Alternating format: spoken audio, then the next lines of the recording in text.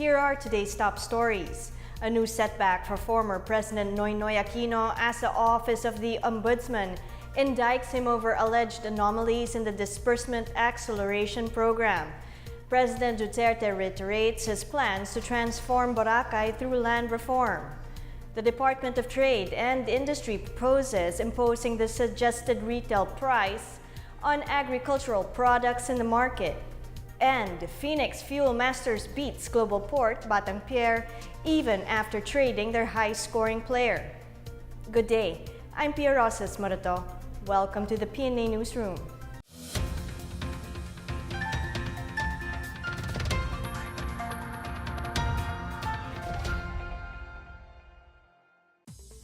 Former President Noynoy Aquino is now facing charges over his involvement in the controversy surrounding the Disbursement Acceleration Program. More on this from Benj Bondoc.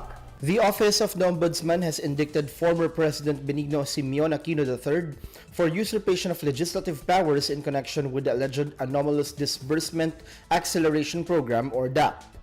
Ombudsman Conchita Carpio Morales said the special panel found probable cause to tag Aquino for the alleged unlawful issuance of the economic stimulus program involving 72 billion pesos. The panel found merit on the joint motion for reconsideration of the complainants led by Bayan Muna Party List Representative Carlos Zarate. In its resolution, the Ombudsman said Aquino authorized the withdrawal of unobligated allotments of agencies with low levels of obligations as of June 30, 2012. It said that the individual actions of Aquino and former Budget Secretary Florencio Abad aimed to encroach on the powers of Congress by expanding the meaning of savings to fund programs, activities, and projects under DAP. In 2014, the Supreme Court declared unconstitutional various acts under DAP, such as cross-border allotments and the declaration of withdrawn unobligated allotments and unreleased appropriations as savings. The Ombudsman's move reversed its 2017 decision clearing Aquino of charges and holding Abad solely liable. If found guilty, Aquino may spend 6 months to 6 years in prison. For his part, the former president says he has yet to receive a copy of the Ombudsman's resolution. For the PNA Newsroom, I'm Benj Bondoc. Malakand wishes ousted Chief Justice Maria Lourdes Sereno good luck as she bears plans to lead a people's movement that will hold the government responsible for its actions. Presidential spokesperson Harry Roque says Sereno is free to do as she pleases now that she is no longer Chief Justice. Roque, however, expressed doubts whether Sereno's so-called people's movement could muster enough support from the Filipino people. He advised Sereno to respect the Supreme Court's final decision upholding its ruling to grant the quo warranto petition that ousted her as the country's chief magistrate. Roque wished Sereno good luck as a private citizen and appealed to the people to respect the decision of the highest court of the land. On Tuesday, Sereno delivered a speech in a forum held at the University of the Philippines where she accused President Rodrigo Duterte of weakening the rule of law. Contrary to Sereno's claim, Duterte had insisted that he has nothing to do with the ouster move. The back portion of rehabilitated Boracay Island is already a land reform area, with parts of it soon to be returned to their legitimate and documented owners. President Rodrigo Duterte announced this in his visit to Cabatuan, Iloilo, as he reiterated his plan to place parts of Boracay under land reform. The president stresses that the island is forest and agricultural and was never meant to be a commercial and residential place. Duterte learned from former President Gloria Macapagal Arroyo that there was no proclamation changing the status of lands. He will also leave it to Congress to enact a law that will tackle the coastal area of the famous island resort. In his visit in Cabatuan, the president also personally handed emancipation patents and Certificate of Land Ownership Award to representatives of agrarian reform beneficiaries. A total of 3,772 land titles were distributed to beneficiaries from Aklan, Antique, Capiz, Guimaras, Iloilo, and Negros Occidental. Customs officials arrested a Japanese national who tried to bring in 20 million yen or 9.6 million pesos at the Mactan Cebu International Airport. Customs Commissioner Isidro Lapena says the suspect, identified as Yuki Sakaguchi, was arrested last June 12 after failing to declare the money with him. Lapena says the Bangko Sentral has ordered that anyone transporting a large amount of money from another country must declare it to authorities. The 32-year-old Japanese national is also charged with violating the Customs Modernization and Tariff Act. Lapena meanwhile says the incident shows that Customs is serious in its campaign against smuggling and other illegal activities in the country's ports of entry. The Bureau of Jail Management and Penology has declared the Manila City Jail as drug-free. BJMP Chief Deogracias Tapayan made the statement following the seizure of drug paraphernalia during Greyhound operations by the Manila Police District and Philippine Drug Enforcement Agency. Also seized during the inspection were cigarettes, dried tobacco leaves, and cell phones. Tapayan says they will continue holding massive Greyhound operations in all district, city, and municipal jails to ensure that they are cleared of illegal drugs. Still to come, the Department of Trade and Industry proposes imposing suggested retail prices on agricultural products in the market. These and more when the PNA Newsroom continues.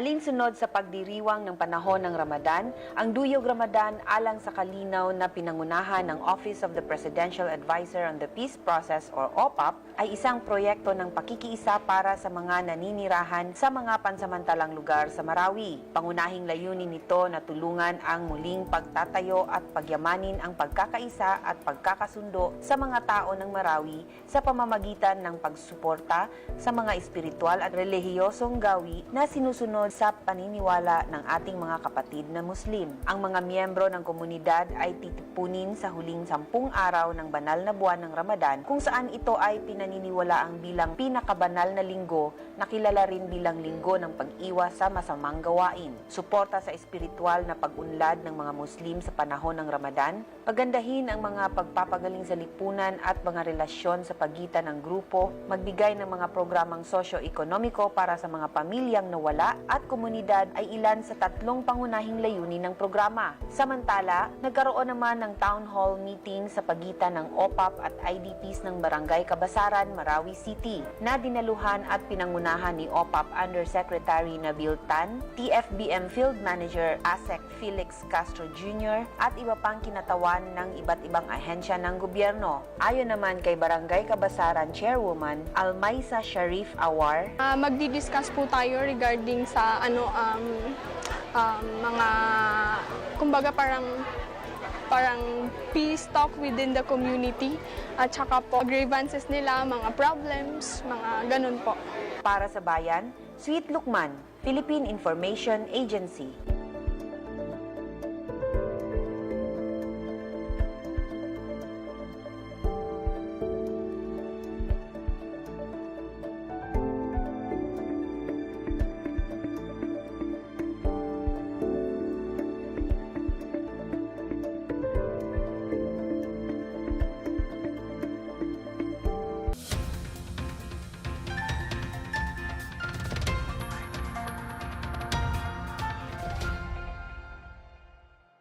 President Rodrigo Duterte has called for warning labels to be placed on sugar-sweetened beverages. Trade Secretary Ramon Lopez says the president made the directive after discovering that a certain instant powdered orange drink was made of nothing but sugar and coloring.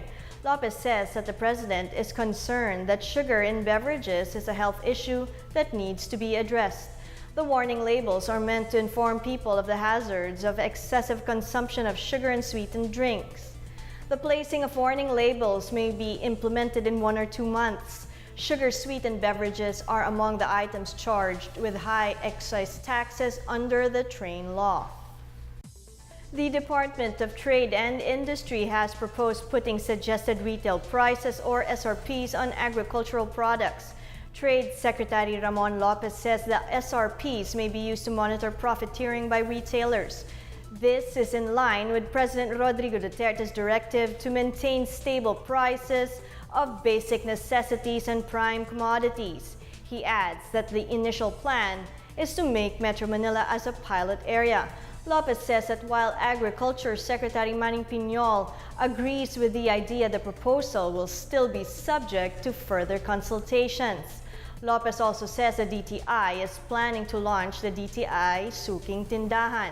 Under the project, sari-sari stores can voluntarily register as part of the mini grocery stores that impose SRP. Meanwhile, Lopez says the increase in the prices of agricultural products should not be attributed to the train law, but instead to the law of supply and demand. He maintains that train law has minimal effect on the prices of basic commodities. Farmers and fishermen are urged to avail of easy loans with low interest rates from the Department of Agriculture. More on this from Miguel Hill. The Department of Agriculture has called upon small farmers and fishermen to avail of its Easy Access Loan Program to help them improve their productivity. Dr. Jerry Avila, DA Region 7 Agribusiness and Marketing Assistance Division Chief, said the program is called Production Loan Easy Access, or PLEA, a special credit facility designed to address the financial needs of marginalized farmers and fisherfolk. Through PLEA, farmers and fisherfolk can secure loans of up to 50,000 pesos at a low interest rate of 6% per annum or 0.5% per month, depending on the project requirement.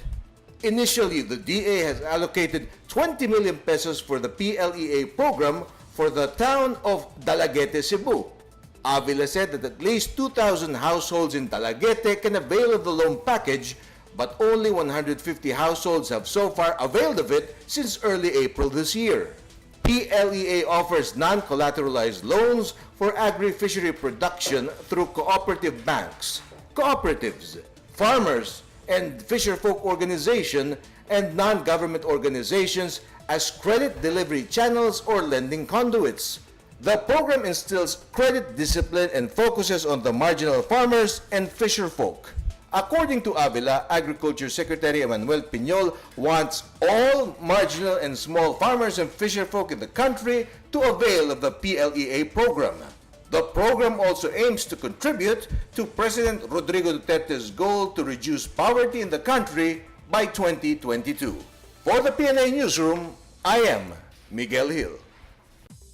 A local ID system is set to be implemented in Davao City, with officials asking residents to cooperate with the project. The local ID system aims to record and monitor the city's legitimate residents and to prevent the entry of suspected terrorists. Davao 1st District Congressman and Majority Floor Leader Melchor Quitan Jr. says residents may register with their respective barangays. Councilor Mabel Sunga Acosta told the City Peace and Order Committee that the ID system will be helpful, particularly now that martial law is in place in Mindanao. 7 barangays in Davao City have started implementing their own ID system. Up next, the PNP vows to stop the arrest of loiterers if found unconstitutional by the courts. Phoenix Fuel Masters beats Global Port Batang Pier even after trading their high-scoring player. These and more when the PNA Newsroom returns.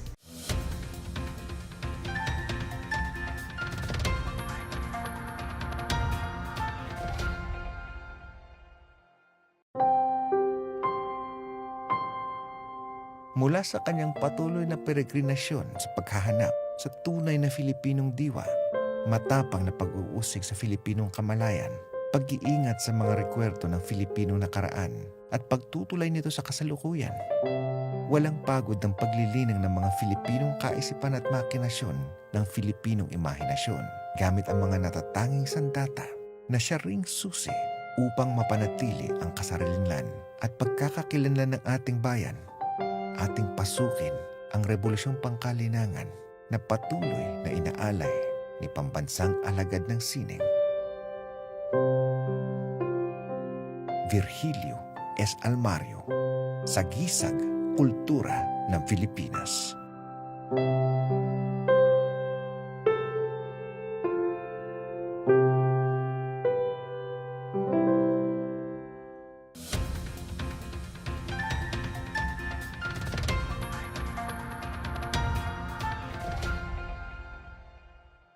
PNP is ready to stop its operations against standby or loiterers once ordered by the courts. PNP Chief Oscar Albayalde announced this amidst criticism that the arrest of standby violates human rights. The PNP chief says the courts can decide whether apprehending loiterers is unconstitutional. He, however, stresses that the campaign aims to protect the right of residents to live in peace. He adds that they only go after those who disobey local ordinances.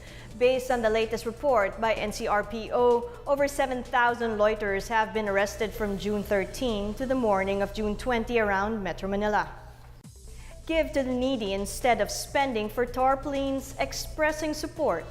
This is what Special Assistant has to say to his supporters. Go says those expressing their support for him should use the money meant for his tarpaulins to buy food for the poor and provide construction materials to those who lost their homes to fires.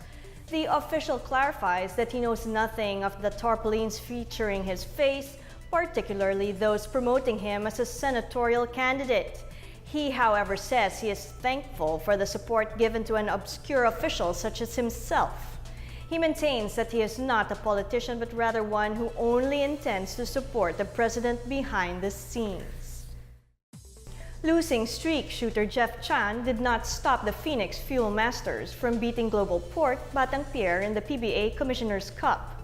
Batang Pier, who had traded lockdown stopper Julius Sargent to Barangay Ginebra, felt his absence as they lost 135 to 108 at the Smart Araneta Coliseum in Quezon City. Eugene Phelps made a 30-20 triple-double of 37 points, 23 rebounds, and 10 assists with 2 blocks and 1 steal for the Fuel Masters. Matt Wright collected 24 points of 9 of 13 shooting with 2 rebounds, 1 assist, and 2 steals. Phoenix stayed alive in the quarterfinal race by moving up to 4-6 with a do-or-die showdown with Alaska Aces waiting in the wings. Malcolm White finished with 24 points of his own with 6 rebounds and a steal for the Batang Pier, who fell to 4 wins and 5 losses. A man's trash is another man's treasure. This proves true for a local artist who makes masterpieces out of recycled paper materials as a way to save the environment through recycling. Maricor Zapata gives us a peek on how these discarded materials are again put to good use. Saving the environment by recycling. Armed with the intention to encourage the youth to recycle, visual artist Seb De Jesus thought of a creative and practical way to reuse old cardboards, catalogs, magazines, newspapers, and Yellow Pages directories. De Jesus says his advocacy to recycle started when he and his wife were living in Singapore. Acting as garbage collectors, they would take in whatever was still in good condition. When they came back to the Philippines, De Jesus and his family created the brand Cariton, a small business offering different stationery products. De Jesus stuck to paper because he found it easier to recycle and decorate, and eventually forms part of the environment again. After cleaning and sorting the paper materials, they cut and assembled these into journals, notebooks, postcards, sketch pads, and ticklers.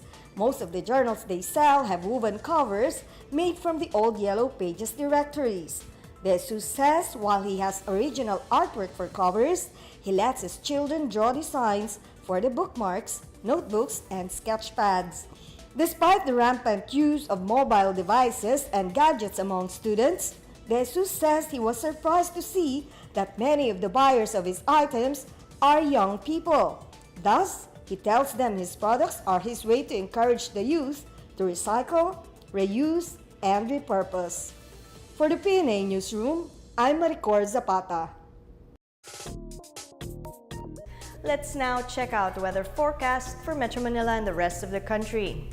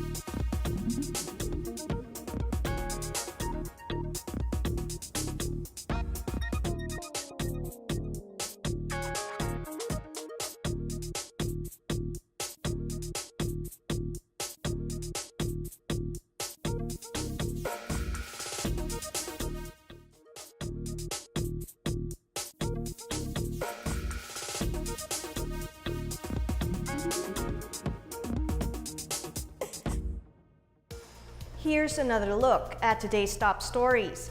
A new setback for former President Noynoy Aquino as the Office of the Ombudsman indicts him over alleged anomalies in the Disbursement Acceleration Program. President Duterte reiterates his plans to transform Boracay through land reform. The Department of Trade and Industry proposes imposing the suggested retail price on agricultural products in the market. And Phoenix Fuel masters beats Global Port Batang even after trading their high-scoring player. Thank you for watching another edition of the PNA Newsroom.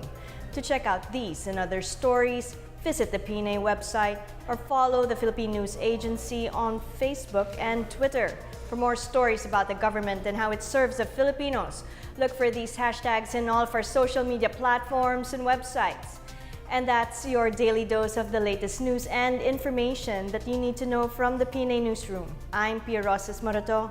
Good day.